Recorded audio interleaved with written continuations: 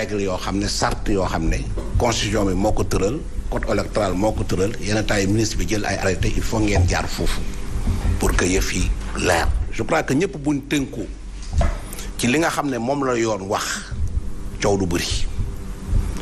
alors ñun dégg naa sama xarit Samb mu ne dañ saisir encore conseil rabat d'arrêt amul conseil constitutionnel cour suprême la am. ensuite gis naa bu ñuy déposer recours yi na ngeen déposer waat recours pour ne da ngeen di ŋàññ liste benn bokk yaakaar parce que dañu ëppale benn pare yéen defoon ngeen ko ba pare conseil constitutionnel tontu leen conseil constitutionnel nee na seen requête bi c'est irrecevable parce que fi ngeen ko jaare baaxut da ngeen ko jaare comme da ngeen doon contester la constitutionnalité des décisions de la commission de réception te loolu amut da ngeen teel a jóg yoon mayu leen ngeen delluwaat conseil constitutionnel pour les mêmes moyens et le même objet.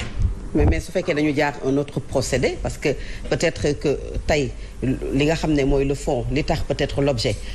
amul peut-être jafe-jafe mais fi ñu ko jaarale mais s'ils choisissent de passer par un autre moyen est-ce que foofu également conseil constitutionnel war na leen ko mën a neenalal. c'est-à-dire booy jaar conseil constitutionnel benn yoon rek nga mën a jaar soit commission bi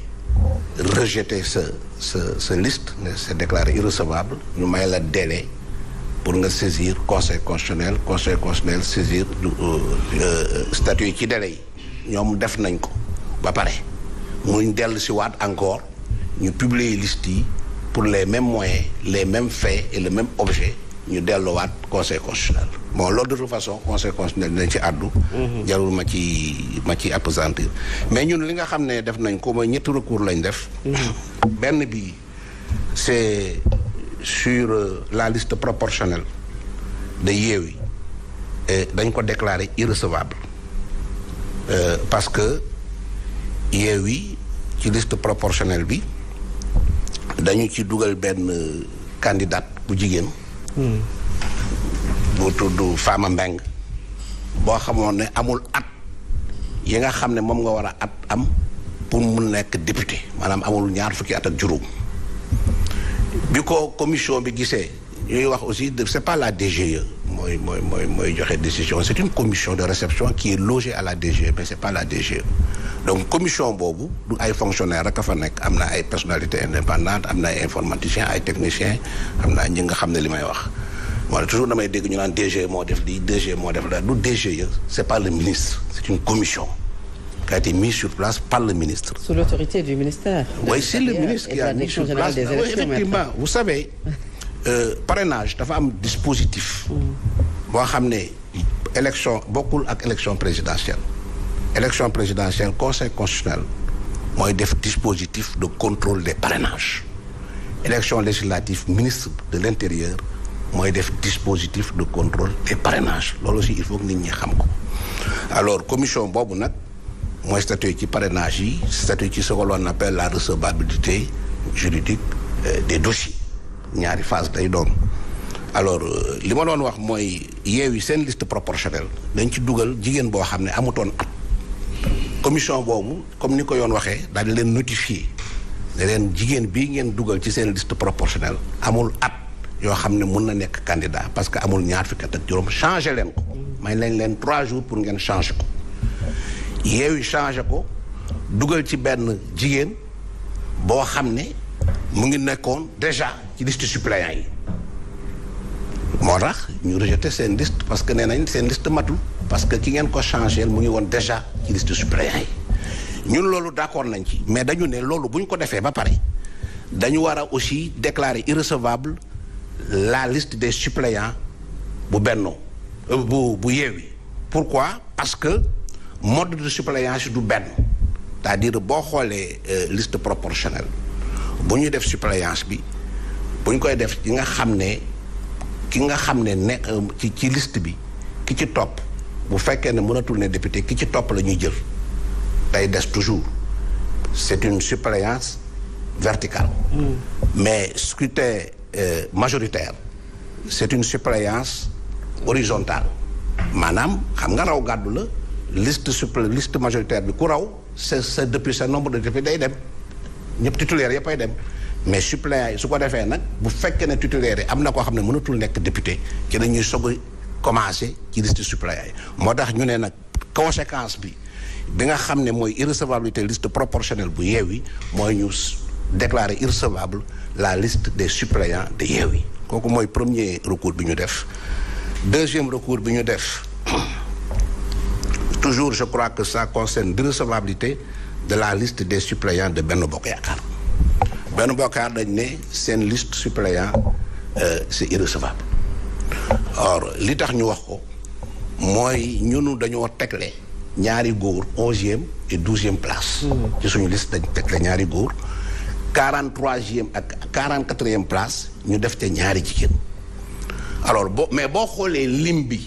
ce que l'on appelle par exemple le caractère intégral de la parité ñun respecté nañ ko sur 50 personnes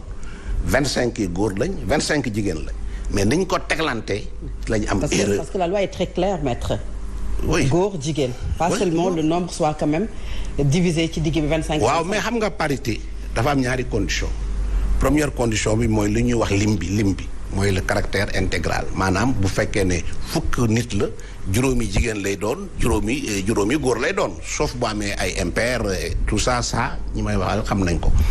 mais ensuite niñ koy alterner da ngay def góor jigéen wala nga def jigéen góor ñun foofu lañ defee erreur dañ def ñaari góor fee ñu def fa ñaari jigéen mais nous considérons que loolu bu amee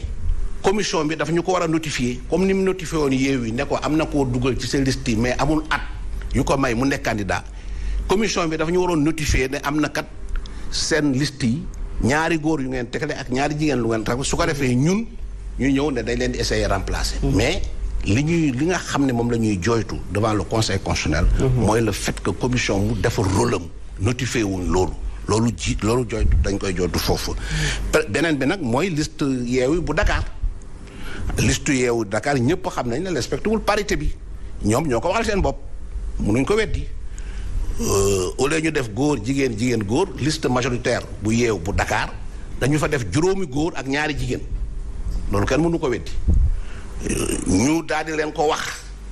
li ma doon wax léegi ñu notifier leen ne leen yéen respecté wu leen parité parce que da ngeen def juróomi góor def ñaari jigéen léegi ñoom ñu ne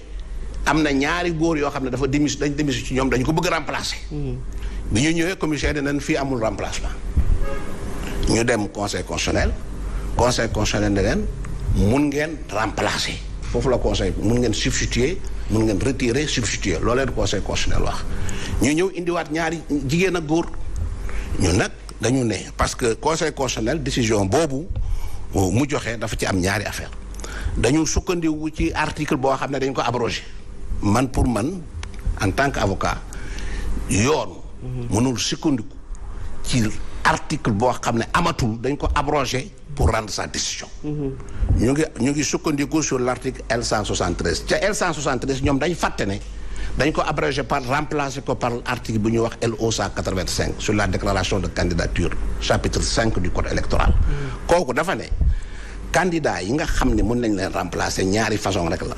candidat bu gaañu bu ñu defoon candidat balaa njongante yi kii nga gaañu wala candidat boo xam ne tu es inéligible maanaam munoo bokk ci jongante yi. conseil constitutionnel nag moom d'accord na léegi ne ku démissionné mun nañ la remplacer waaw d'accord même bu ñu d'accord ci loolu mais bu ñu lay remplacer dañ lay remplacer ak bu fekkee ne góor moo démissionné góor lañ koy remplacer bu fekkee ne jigéen moo démissionné jigéen lañ ko remplacer loolu nag d'accorduñ ci moo tax ñu dem conseil constitutionnel ñu ngi xaar nag c'est clair maître je pense que loolu également comme li ngeen di reprocher coalition Benno Bokk Yaakaar parce que njëkkoon ngeen yóbbu